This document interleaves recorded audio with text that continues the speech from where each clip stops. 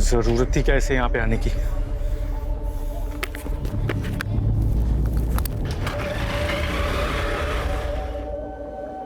आ जाओ हरदोई हरदोई हरदोई। चलो चलो चलो जल्दी जल्दी जल्दी।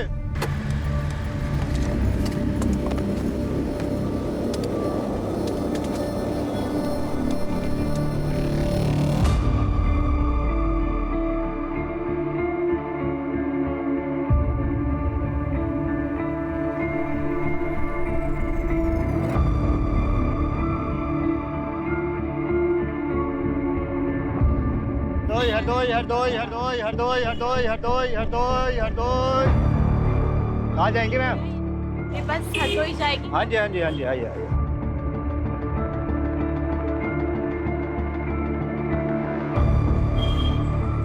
चलिए आराम से आराम से आराम से आराम। चलिए चलिए चलिए चलिए चलिए आराम से आराम से। एक सेकंड, आगे आगे आगे आगे आइए यहाँ बैठिए। हाँ चलिए चलिए चलिए अंदर की तरफ। हाँ बैठ जाइए, मैं आपका सामान यहीं रख देता हूँ, ठीक है? चलो भाई बैठ गए सब लोग, अपना अपना सामान रख लो ठीक से, ठीक?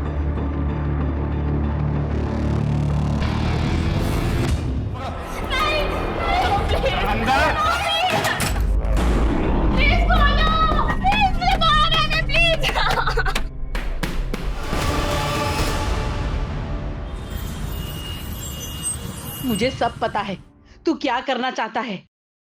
अरे अम्मी, क्या गलत कह दिया हमने? एक बात बताओ, अच्छा खासा लड़का है वो, खुद की चक्की है उसकी, खुश रखेगा हमारी रुबैया को, देख लेना। बहन की खुशी की इतनी फिक्र होती तो 50 साल के बुढ़े का रिश्ता न लेकर आता तू।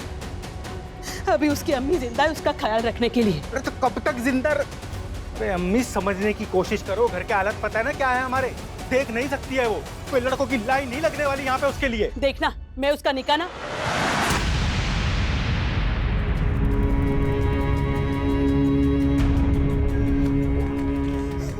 भाईजान आप बिल्कुल चिंता ना करें, मैं कभी भी आप पर या भाभी पर बोझ बनकर नहीं रहना चाहती। रुबैया तू तो मेरी जान है, बोझ थोड़ी ना। ऐसे जबरदस्ती निकाह नहीं करवाऊंगी मैं। देखना मेरी गुड़िया का निकाह नेक, ईमानदार, फरमाबरदार लड़के से करवाऊंगी मैं। हाँ अम्मी क्यों नहीं, एक लड़की जो देख नहीं सकती, जो हूर की परी है, उसके लिए करोड़ों की गाड़ी में आएगा ना लड़का निकाह पढ़ने के लिए। अम्मी ये ख्वाब है तुम्हारा, ख्वाब ही रहने दो। वो ना अल्लाह देखेगा, तू अपना काम कर। आ बेटा आ।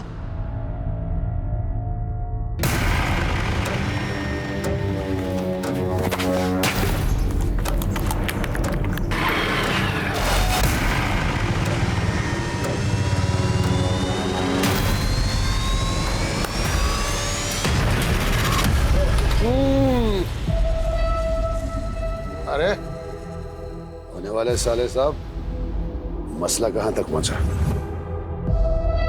आमिर भाई बात ऐसी है कि अम्मी और रुबैया से बात की, लेकिन उन्होंने इनकार कर दिया। 50 साल के बुड्ढे के साथ तुम्हारी बहन का रिश्ता कैसे हो सकता है? यही ना? ये तुम लोगों ने अच्छा नहीं किया यूनुस। आमिर भाई ऐसा है कि आप खामखामे नाराज हो रहे हैं। मैंने अपनी तरफ से पूरी कोशिश की जितनी कर सकता था। मैं अपनी बहन के साथ आपका जबरदस्ती निकाह नहीं पढ़वा सकता। चलता हूं मैं।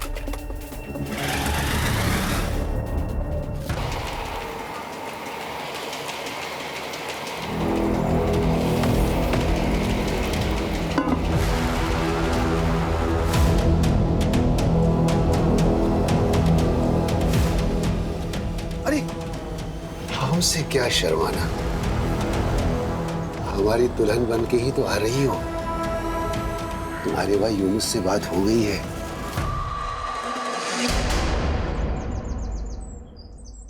गुलरेज कितना सुनना पड़ा हमको तुम्हारी वजह से, पता है? तो ऐसा काम करता ही क्यों है कि सुनना पड़े? गुलरेज आ गई बुढ़िया। ए गुलरेज। अरे खानम आओ आओ। सलाम वालेकुम। वालेकुम अस्सलाम, आओ बैठो।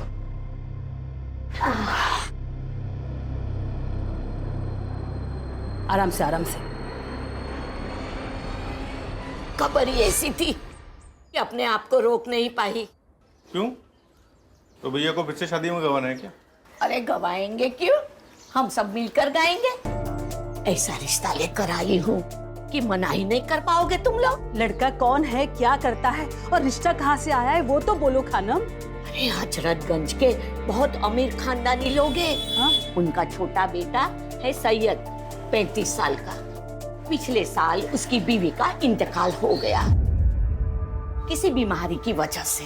खैर बड़ी मुश्किल से वो फिर से शादी के लिए माना है और मैंने अपनी रुबैया के बारे में सब बता दिया है कि बचपन में एक हादसे में उसकी आंखें चली गई है। उन्हें कोई एतराज तो नहीं है ना कि रुबैया देख नहीं सकती? ना ना मेरी जान, उन लोगों को कोई इतराज नहीं है। रुबैया बेटा, अल्लाह ने मेरी सुन ली।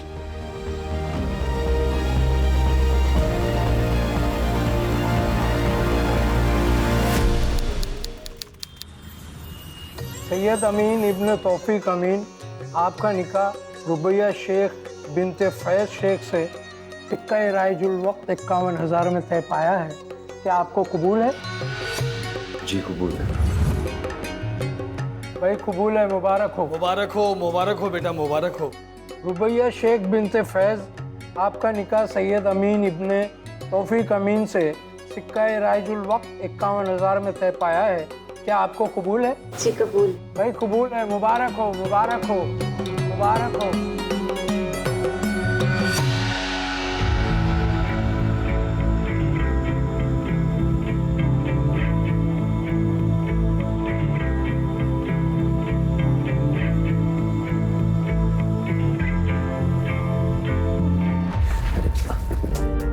क्या कर रही हो? अभी टकराती। वो मैं इस कमरे की चीजों को पहचानने की कोशिश कर रही हूँ ताकि आगे जाके ठोकर ना लगे। आओ बैठो।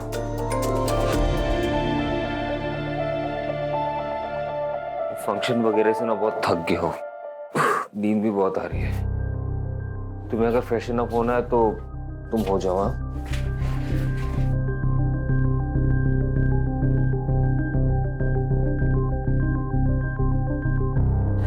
आपसे एक बात पूछूं? आपको सच में कोई एतराज तो नहीं है ना कि मुझे दिखाई नहीं देता?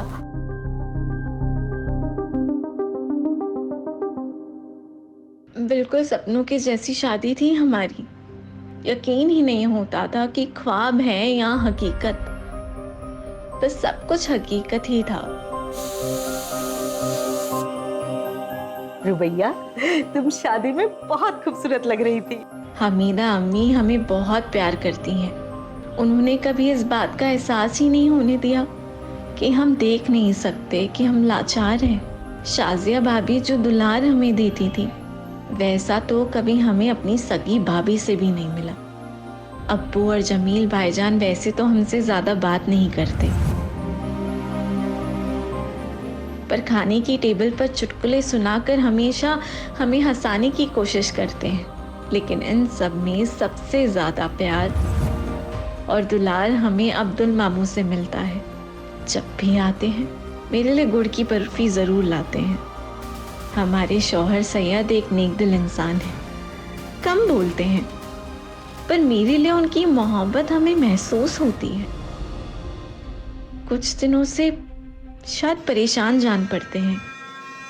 उनकी अपने बिजनेस पार्टनर से कुछ कहा सुनी हुई है। अल्लाह से बस यही दुआ है कि सब ठीक हो जाए। सैयद, सैयद कहाँ छिप कर बैठा भाड़ा? अरे क्या हुआ? हाँ? ये क्या तरीका है? तू मुझे मेरा तरीका मत समझा। एक मिनट केतन बेटा, तुम घर में हो, इतना क्यों गुस्सा हो रहे हो? क्या बात? ये सब आप अपने बेटे से पूछिए। इसने मुझसे बिना पूछे कंपनी के अकाउंट से 5 करोड़ रुपए निकाले। वो पैसे मेरे। वो पैसे मेरे हैं, मैंने निकाल लिए। क्या करेगा अभी तू? चल निकल, चल चल चल। पैसे अपनी अखबार मत करा। मुझे मेरे पैसे चाहिए वरना क्या? वरना तुम्हारा और तुम्हारी बीबी का राज सबको बता देंगे।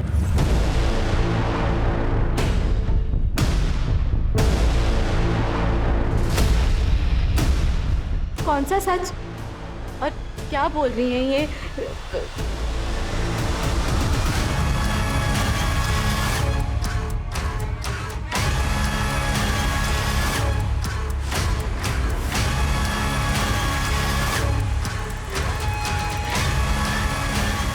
अम्मी, ये केतन कौन से राज के बारे में बात कर रहे थे?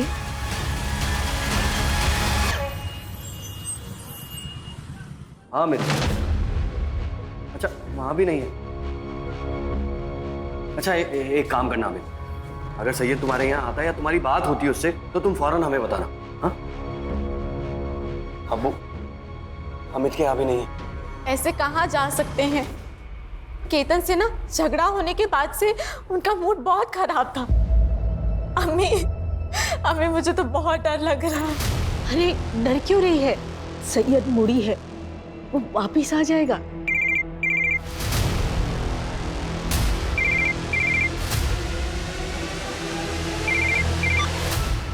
हेलो साहब, मैं दामोदर साहब, फैक्ट्री का वॉचमैन। सैयद साहब यहाँ पे खून मिलत मत पड़े साहब। क्या? ए साहब, साहब, सैयद साहब, ये देखिए साहब, ये देखिए,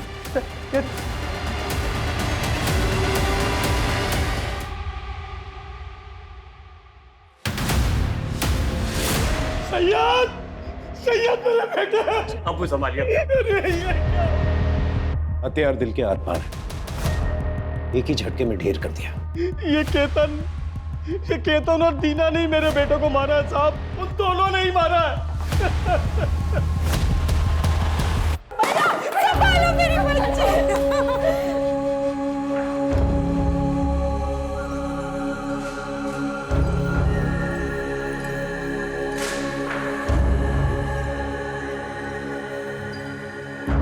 कुछ रोज पहले केतन आया था दीना के साथ मेरे घर पर। उसने सैयद को धमकी दी थी कि अगर सैयद ने उसके पैसे वापस नहीं किए तो पता नहीं सैयद का कौन सा राज खोल देगा वो। मुझे मेरे पैसे चाहिए वरना क्या? वरना तुम्हारा और तुम्हारी बीबी का राज सबको बता देंगे। किस राज की बात कर रहा था? हमें कुछ समझ ही नहीं आया।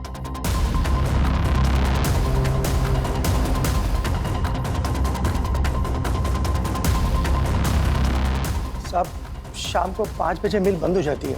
मिल का ज्यादातर काम केतन साहब ही संभालते हैं। सैयद साहब तो कभी कभी आते हैं। सर सब कुछ छान मारा लेकिन कहीं भी कोई ऐसा निशान नहीं जिससे लगे कि यहाँ झगड़ा हुआ है।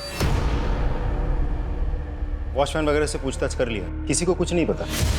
बॉडी को पोस्टमार्टम के लिए भेजो और फैमिली मेंबर्स को इन्फॉर्म करो, जब तक का इंक्वायरी पूरी नहीं हो जाती ये फैक्ट्री बंद रहेगी। और ये केतन और दीना उन्हें पुलिस थाने लेकर आओ। बाकी फैमिली मेंबर से तुम बात करो। यस। कॉल रिकॉर्ड्स चेक किए हैं आप लोगों के? 12 से 1 फैक्ट्री में क्या कर रहे थे? ऐसा क्या काम आ गया? सैयद से कौन से राज फाश होने की बात कर रहे थे तुम लोग? मुझे मेरे पैसे चाहिए वरना क्या? वरना तुम्हारा और तुम्हारी बीबी का राज सबको बता देंगे। मुझे नहीं पता कि वो किस राज के बारे में बात कर रहे थे।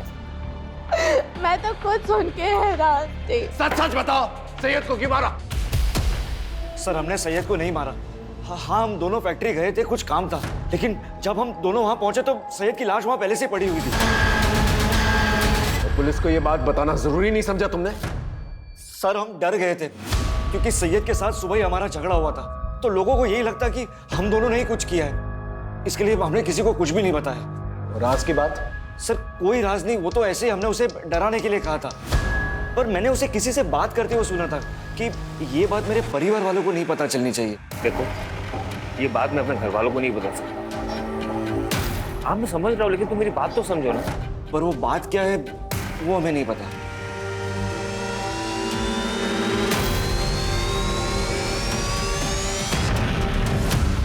सैयद का फोन रात के 8 बजे बंद हुआ था लालगंज एरिया के आसपास, और सैयद की ऑटोप्सी रिपोर्ट के मुताबिक उसका खून हुआ रात के 9 बजे के आसपास। लेकिन सर केतन और दीना तो रात के 12 बजे आए थे फैक्ट्री में। सर ऐसा भी तो हो सकता है मारा कहीं और हो और बॉडी डंप करने यहाँ फैक्ट्री में आए हो। इतनी बड़ी बेवकूफ़ी वो नहीं कर सकते, क्योंकि वो जानते हैं अगर बॉडी मिल में मिलेगी तो सबसे पहले पूछताछ होनी चाहिए। लेकिन सर मुझे ये समझ में नहीं आ रहा है कि सैयद के बारे में केतन ऐसा क्या जानता है जो हमसे शेयर नहीं करना चाह रहा। एक काम करो अंकिता, रुबैया से जाके दोबारा पूछताछ करो, हो सकता है कोई इन्फॉर्मेशन निकले। Okay sir. अम्मी, अम्मी कहाँ है आप? अब्दुल मामा, शाजिया भाभी, हमें आपको कुछ बताना है, आप यकीन नहीं करेंगे।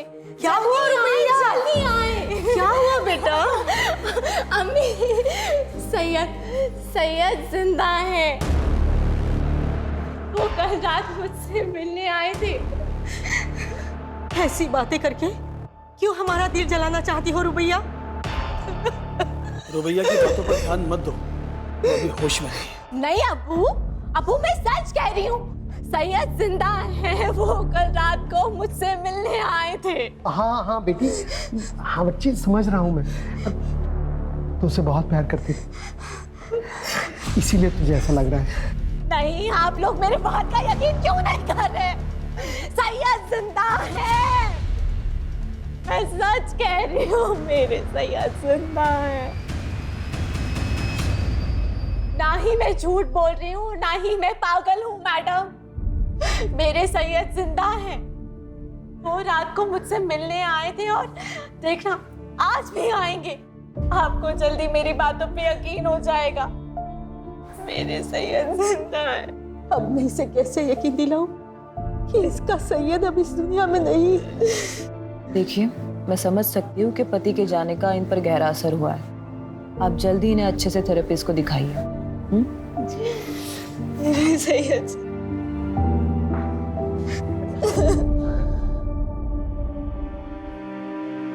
क्यों कोई मेरा यकीन नहीं कर रहा है कि अब जिंदा है सैयद?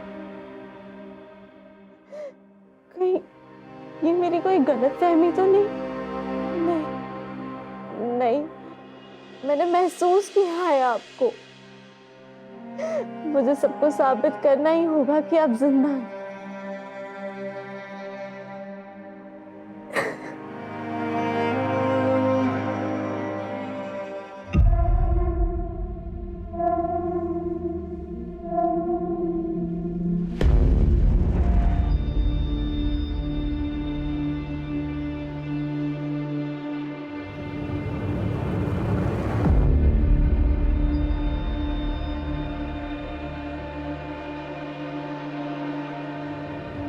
सैयद,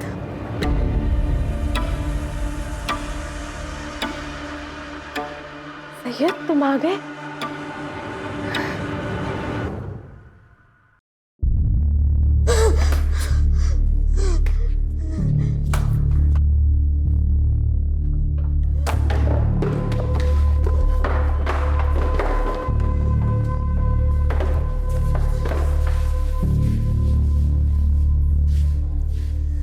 अम्मी समझा करो, हमको घर बेचना ही पड़ेगा। नहीं बेचेंगे ना तो खाने के भी लाले पड़ जाएंगे। दुकान बंद हो गई है तो दूसरा काम कब मिलेगा उसका कुछ पता नहीं है। रुबैया का फोन है। हाँ रुबैया, बोल मेरी बच्ची, तू ठीक है ना? अम्मी, मैं आप लोगों के यहाँ पे थोड़े दिन हरदोई रहना आना चाहती हूँ। यूनुस भाई को कहिए ना कि मुझे लेने आएंगे। हम नहीं जाएंगे, लखनऊ से वापस आने में पूरा दिन चला जाता है हमारा। कोई बात नहीं, मैं खुद ही आ जाऊंगी। आप उस यूनुस भाई को कहिए ना कि मुझे बस स्टॉप पे लेने आ जाए। मैं 10 बजे की बस पे बैठ के ना 12:30 बजे तक पहुंच जाऊंगी। हाँ बेटा, लेने आ जाएगा। हाँ, तू आजा बेटा, चले जाना। ऐसे अचानक जाना है तुम्हें? क्या हुआ? सब ठीक तो है ना? हाँ, सब ठीक है, बस मुझे मेरी अम्मी की याद आ रही है। मैं समझ सकती हूँ, अब्दुल मामू अभी आने ही वाले होंगे, वो तुम्हें छोड़ देंगे। नहीं, आप टेंशन ना लें। मैंने भाभी से कहकर कार बुक करा दी है। मैं खुद ही चली जाऊंगी।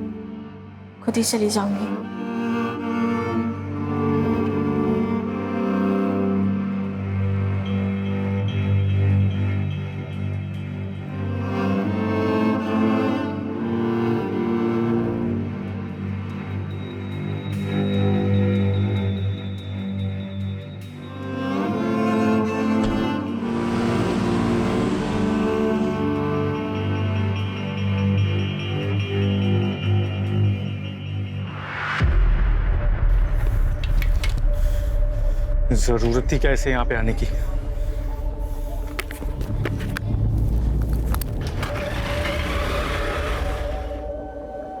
आ जाओ, हरदोई।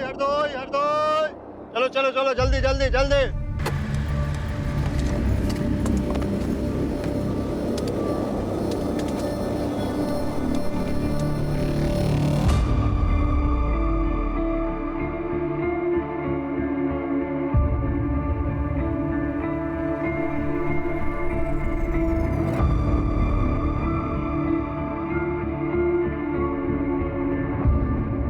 हरदोई हरदोई हरदोई हरदोई हरदोई हरदोई हरदोई हरदोई।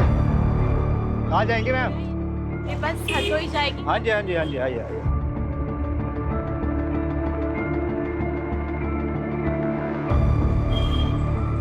चलिए आराम से आराम से आराम से आराम से। चलिए चलिए चलिए चलिए चलिए आराम से आराम से।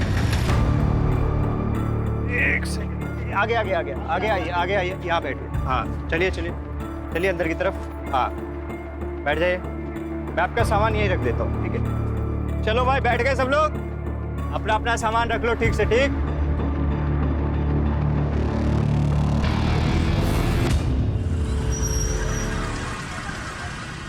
हाँ हाँ, आदाब गुलरेज बहन। रुबैया पहुंची क्या? हम लोग बहुत देर से कोशिश कर रहे हैं, उसका फोन बंद आ रहा है। मैंने यूनुस को भेजा है बस स्टॉप पे लेने के लिए, लेकिन उसे भी काफी वक्त हो गया है। हो सकता है बस छूट गई हो, दूसरी बस में हो। अल्लाह करे ऐसा ही हो। आए तो फोन करवा देना। जी जरूर। अम्मी, हमें रुबैया को अकेला भेजना ही नहीं चाहिए था। अम्मी, अरे हम तो कब से बस स्टॉप पे खड़े होकर रुबैया को ढूंढ रहे हैं घंटों से, वो कहीं मिली नहीं। ना वो 10 बजे वाली बस में थी, ना वो 2 बजे वाली बस में। अम्मी हमको लग रहा है रुबैया हरदोई पहुंची नहीं है।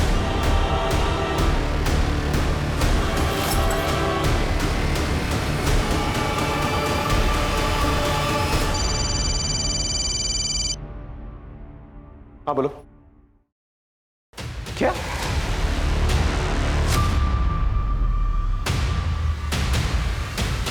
रुबैया मिसिंग? कहाँ चली गई मेरी बच्ची? पता नहीं क्यों उसे यकीन था कि सैयद जिंदा है और वो उसे रात में मिलने आता है। मुझे लगता है कि शायद इसीलिए मेरे पास आना चाहती थी, ताकि उसके ससुराल वाले को ये ना लगे कि उसकी दिमागी हालत ठीक नहीं है। मैंने कभी उसे ये सब नहीं कहा। अच्छा एक बात बताइए, सैयद और रुबैया के आपसी रिश्ते कैसे थे? मेरा मतलब है उन दोनों में सब कुछ ठीक ठाक चल रहा था? सर, दोनों के बीच के रिश्ते बड़े अजीब थे। सैयद रुबैया से हमेशा एक दूरी बनाए रखता था, कभी बात भी नहीं करता था उससे। पर रुबैया हमेशा कहती थी कि कमरे में वो बड़े प्यार से रहता है। सर, मुझे ये बात बड़ी अजीब लगती थी।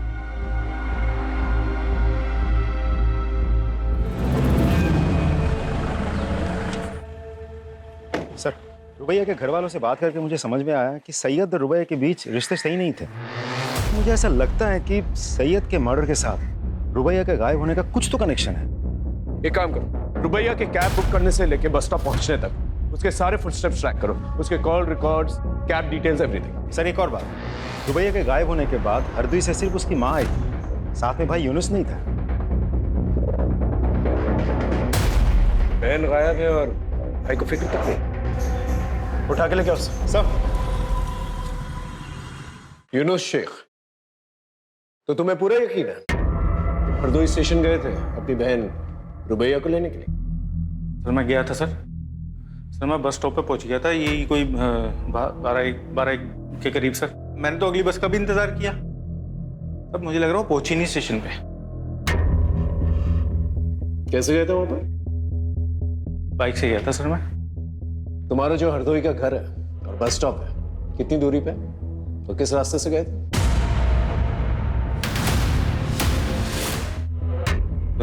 दूरी तो सर यही कोई 10 किलोमीटर की दूरी पे है सर। और फिर आता है सबसे पहले राउदी चौक आता है, और फिर उसके बाद एक बड़ी सी बाजार आती है सर, उसके बाद बस स्टॉप। नहीं सर, उससे पहले ही एक बड़ा सा आम का बाग भी आता है, उसके बाद आता है 2 किलोमीटर की दूरी पे है बस स्टॉप। ठीक है, जाओ, लेकिन जब भी बुलाएंगे वापस आना। आ जाऊंगा सर। अंकिता, रुबैया के घर से लेके बस स्टॉप तक जितने भी होटल्स, मोटेल्स, ढाबे हैं वहां पर जाकर पता करो, और रुबैया के सारे डिटेल्स जो है आसपास के पुलिस स्टेशन भेजो। रुबैया का फोन 8 बजे से एक्टिव था। पता करो किस किस से बात की इसने। और ये रुबैया का भाई यूनुस सितंबर 15 को 10 से 4 के बीच में इसने किस किस से बात की, किस किस के साथ मैसेजेस एक्सचेंज किए, पता करो सब।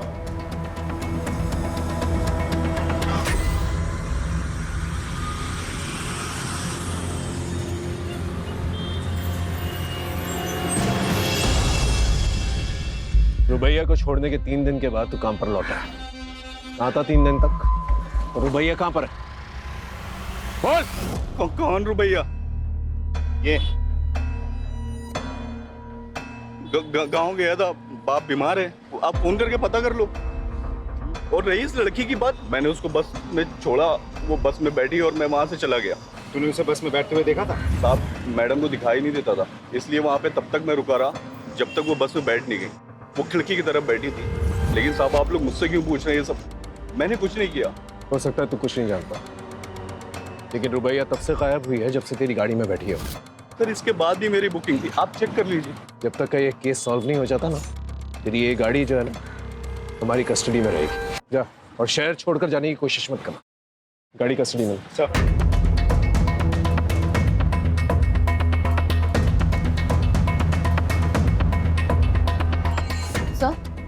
सर हमने लोकल पुलिस स्टेशन से पूछताछ की, लेकिन रुबैया अमीन ने किसी भी होटल में चेक इन नहीं किया है सर हमने सीसीटीवी फुटेज भी चेक किया और यहाँ तक मॉर्ग जाकर उसके कदकाठी की डेड बॉडीज भी चेक की सर, लेकिन रुबैया का कहीं कुछ पता नहीं चला। तो आखिर ये रुबैया हरदोई बस स्टॉप से गई कहाँ? चल ना। मैं नहीं जाऊंगी। ऐसे कैसे नहीं जाएगी? चल। मैं इस गंदगी का हिस्सा कभी नहीं बनूंगी। छोड़ो। कैसे नहीं बनेगी? कमल भाई, अबे चुप कर 1 मिनट। हाँ लाला, इसको डराने से कुछ नहीं होगा। कहो तो इसको अपने तरीके से इसकी औकात दिखाता हूँ। लड़की को खरोच भी नहीं आनी चाहिए, कोई दूसरा तरीका ढूंढ। ठीक है लाला। नहीं छोड़ो। प्लीज खोलो। प्लीज मुझे बाहर आने प्लीज। तुम्हें पूरा यकीन है ये वही लड़की है जो तुम्हारी बस में बैठी थी?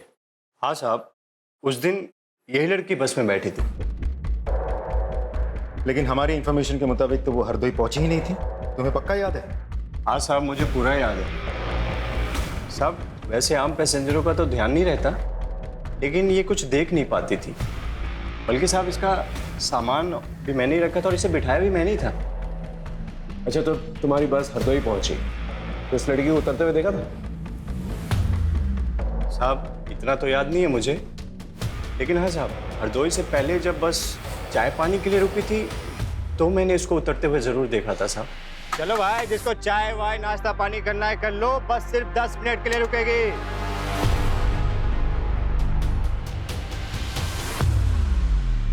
अच्छा इस लड़की को दोबारा बस पे चढ़ते हुए देखा था आपने? हाँ सर, हमने देखा था।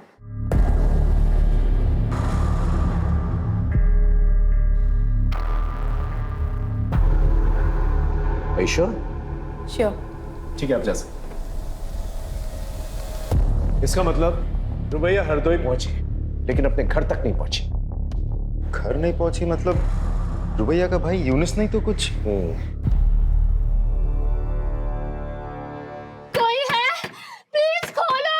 प्लीज मुझे बाहर आना है। प्लीज खोलो। खोलो। खोलो।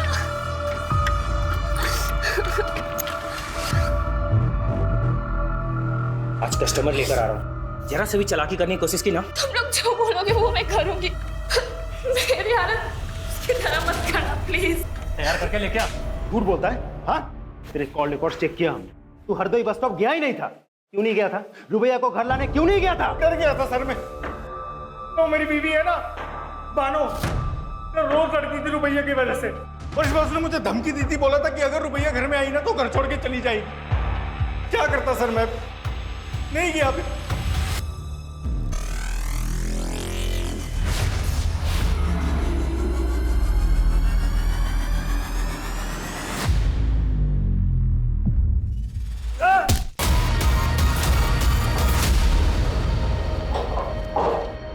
लाला ऐसा भाग गई।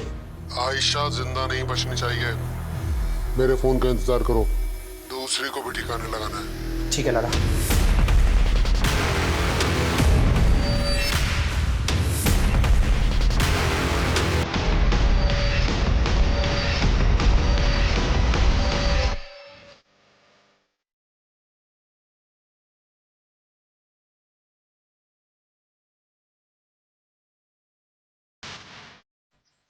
सर हमने रुबैया के ससुराल वाले की सीडीआर चेक की। सर उनमें से 15 सितंबर को सैयद का भाई जमील, उसकी लोकेशन रुबैया के लोकेशन से मैच हो रही है।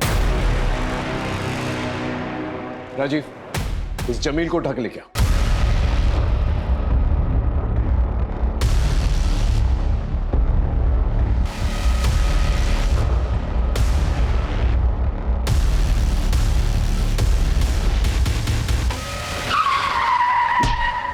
सर जमील का एक्सीडेंट हो गया, उस पे किसी ने गाड़ी चढ़ा दी है। क्या? जमील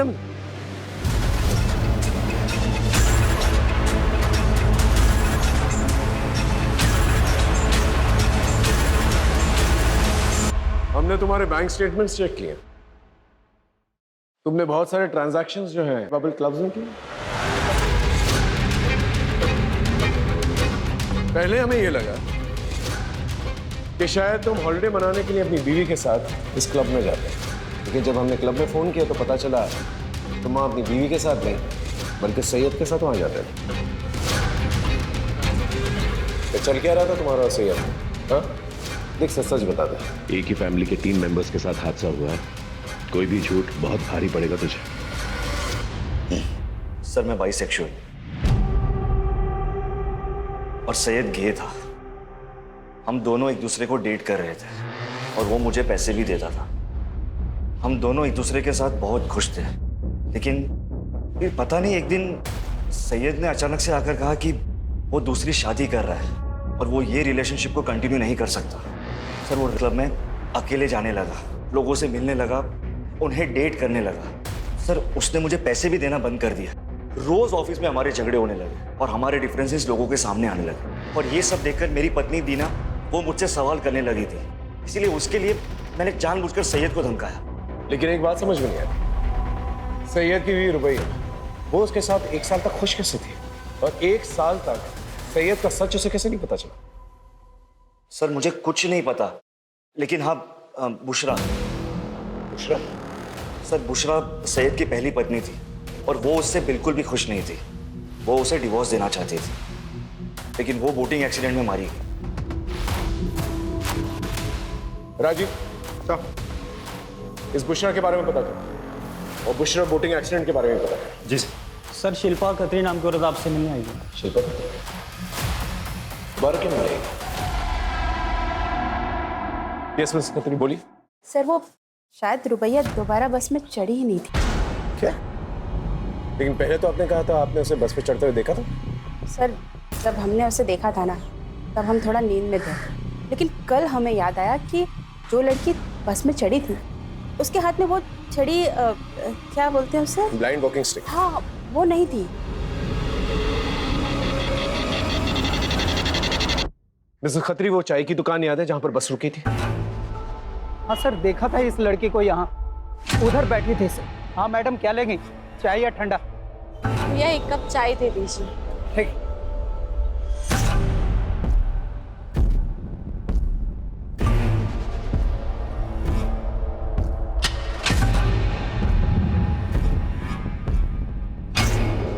तो तुम कह रहे हो एक आदमी आया था उससे मिलने के लिए, फोन पे उससे बात करवाई और वो लड़की उसके साथ चली गई? जी सर। उस आदमी की शक्ल याद है? नहीं सर शक्ल तो नहीं याद है, लेकिन हाँ सर उसकी काली काली दाढ़ी थी और यही बैठा हुआ था सर। और उधर दूर में एक ब्लू कलर की बहुत बड़ी गाड़ी थी सर। ये आदमी लड़की को गाड़ी में लेकर गया, उसमें 2 लोग बैठे हुए थे और गाड़ी चली गई सर। ठीक है, थैंक यू। सर रुबैया जिसके भी साथ गई अपने भरोसे से गई है। नहीं, उसने उस पर भरोसा नहीं किया जिसके साथ गई, उसने उस पर भरोसा किया जिससे उसने फोन पर बात की। वो हरदोई अपनी अम्मी के घर पहुंचना चाहती थी। अपनी अम्मी को शायद कुछ बताना चाहती थी, लेकिन वो हरदोई पहुंच नहीं पाई। 15 सितंबर को जो ब्लू गाड़ी के बारे में बता रहा था, ये टोल प्लाजा जाके उसके बारे में पता करो। ये सच है अंकल, सैयद को लड़कियों में कोई दिलचस्पी नहीं थी और ये बात सैयद की पहली पत्नी बुशरा को भी पता था। झूठ है ये सब। बुशरा सैयद के बच्चे की मां बनने वाली थी। रुबैया और सैयद दोनों बहुत खुश थे और आप कह रहे हैं कि उसे औरतों में कोई कुछ भी कहेगा आप उसका विश्वास कर लेंगे? अरे वो हमारे घर का बच्चा था। इस बूढ़े ने 2 जवान बेटे खोए हैं साहब। ऐसे वक्त में तो इस घर में इस तरह की बेहुदा बातें मत कीजिए आप। और कोई है जो हम सबको एक एक करके मारना चाहता है, उसे जाकर ढूंढिए आप। पता नहीं हमारी बच्ची रुबैया किस हाल में है, पता नहीं वो जिंदा है भी कि नहीं। सूरजपुर के टोल प्लाजा का सीसीटीवी फुटेज आ गया और फ्रंट सीट पर बैठे 2 आदमियों का चेहरा दिख रहा है। कौन है ये लोग? गगन और बब्बन सर। सर ये दोनों हिस्ट्री शीटर्स हैं और फिरोजपुर के ब्रोथल से भी इनका कनेक्शन है। उस गाड़ी के बारे में पता चला? किसके नाम पर रजिस्टर्ड है? जी sir, Jamil. Jamil Amin? Yes sir. Sir वही रुबैया को लेकर गया था और इसके पहले कि हम उससे कुछ पूछ पाते उसका मर्डर हो गया सर।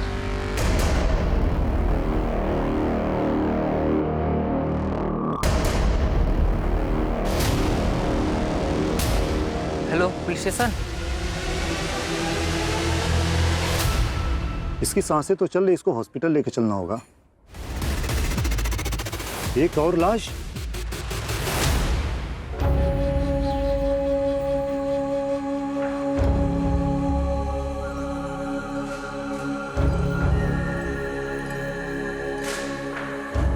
जी बोलिए।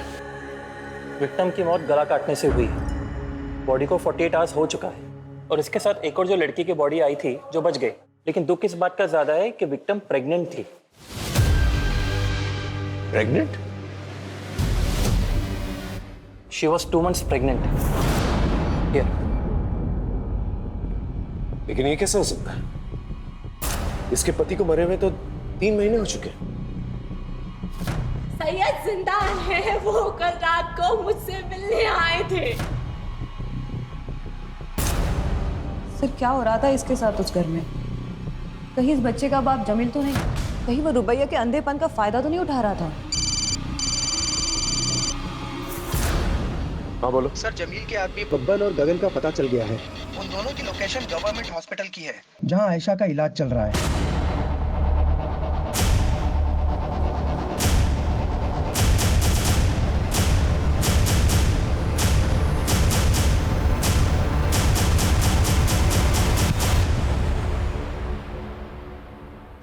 किसने कहा था उसे मारने के लिए? किसके कहने पे मारा? बोल। सर हम तो दल्ले सर, कोटे पे लड़कियों का सौदा करते। ऐसा वहां से भाग गई थी, बहुत साड़ी बनती थी सर। बोल। रही बात रुबैया की, रुबैया को जमील भाई लेकर आए थे, उन्होंने उसको पकड़ा सर, उन्होंने मारा होगा, हमने कुछ नहीं किया, यकीन कीजिए। कोठे पे ले जाकर क्यों? कोटा किसका है? कोठा किसका है? बोल। कोटा जमील भाई और लाला का है। लाला कौन? कौन लाला? कौन लाला? बोल। लाला यानी अब्दुल मामू का।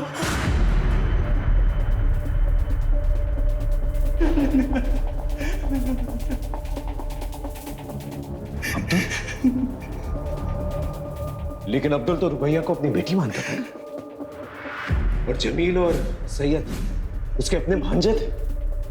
वो अपनी बहन के बच्चों के साथ ऐसा कैसे कर सकता है?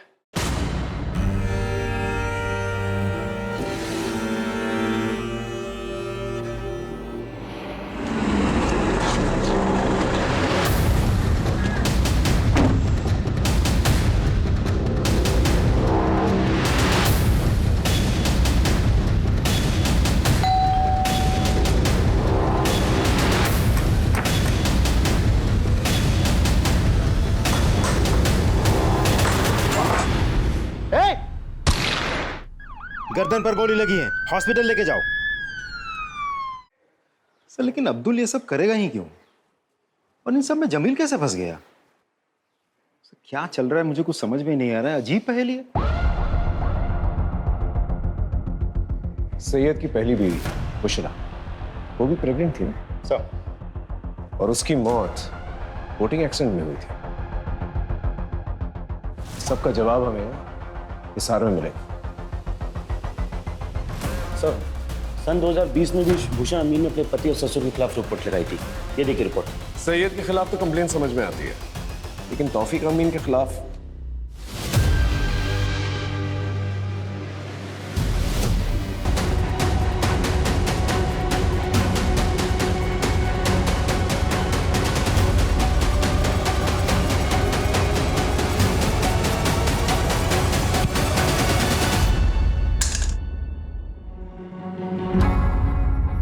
जमील, अब्दुल और हमीदा, तुम लोग तो सिर्फ प्यादे हो। असली वजीर तो आप। 2020 में सैयद की पहली बीवी बुशरा, वो उसे छोड़कर हरियाणा जा रही थी। वो प्रेग्नेंट थी। कैसे? मैं नहीं चाहता था कि हमारे परिवार की सच्चाई बाहर वालों को पता चले। हमारे अपने खून, हमारे अपने छोटे बेटे सैयद को लड़कियों में कोई दिलचस्पी नहीं है। मैं चाहता था कि वो एक अच्छी सी लड़की के साथ निकाह करके इज्जतदार जिंदगी बसर करे, इसलिए मैंने बुशरा के साथ उसका निकाह करवाया। लेकिन नहीं, सैयद का दिमाग नहीं बदला और एक दिन जिस बात का डर था वही हुआ। बुशरा को सच्चाई पता चल गई। उसने ठान लिया कि दुनिया को वो सच्चाई बता देगी। मैं कैसे होने देता ये सब?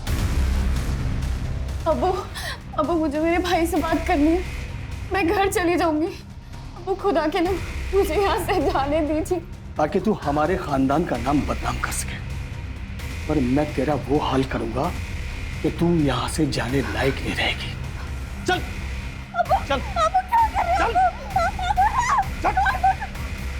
बुशरा चुपचाप सब कुछ सहती रही, लेकिन अचानक एक दिन वो भाग गई और वहां जाकर उसने मेरे और सैयद के खिलाफ पुलिस स्टेशन में रिपोर्ट लिखवा दी।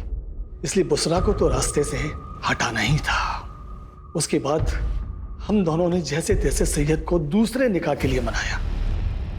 रुबैया हमारे परिवार के लिए एकदम सही थी। वो देख नहीं सकती थी। सैयद रात को घर में होता नहीं था। हम सैयद का इत्र लगाकर रुबैया के कमरे में जाता था। रुबैया को कोई शक नहीं होता था। वो सिर्फ इतना पूछती थी, सैयद तुम आ गए? अपने परिवार को आगे बढ़ाने के लिए जो भी सही था वो मैंने किया। लेकिन अपने बेटे सैयद को क्यों मारा? एक दिन उसके दिमाग में भी फितूर चढ़ गया। आपको ये बात समझ में क्यों नहीं आती कि मुझे लड़कियां नहीं लड़के पसंद है? और इसमें कोई गलत बात नहीं है। देखो, आप उस लड़की के साथ जो करना चाहते हो आप करो। उससे निकाह करनी है, उसके साथ सोना है, उसके साथ घूमने फिरना जाना है, जो करना है करो। लेकिन मुझे अपनी सच्चाई के साथ जीना है और मैं अपनी सच्चाई सबको बता के रहूंगा। सिंपल है। और मैंने अब्दुल से सैयद को मरवा दिया और मैंने और जमील ने मिलकर सैयद की बॉडी को फैक्ट्री में रखवा दिया, जिससे सारा शक केतन पर जाए। लेकिन एक दिन रुबैया को भी मेरी सच्चाई का पता चल गया।